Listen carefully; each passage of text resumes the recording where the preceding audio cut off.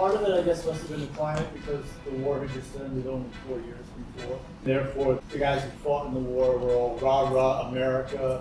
We're not going to have communism here. Without a doubt. Only a few years before, we loved the Soviet Union. They were our allies. It goes to show how in 5-6 years, just how things changed so much. Mostly just because of propaganda spewed by the Truman administration. Truman wanted to justify his foreign policy in Europe by making an enemy out of the Soviet Union, but how do you freak out the people at home if there's a threat abroad? Make the threat look like it's right in our backyard. That would directly lead into the McCarthy era. Oftentimes we talk about, like the Hollywood 10, the HUAC trials, blacklisting. Paul Robeson would be blacklisted, and directly right after this, his passport is taken away, with the Peekskill riots being used as the justification to do that. We hear so much about that, but this is a moment where all that verbal rhetoric is turning into physical violence. That this is what happens when you spearhead so much hostility in the minds of people. Like, what do you think is gonna happen?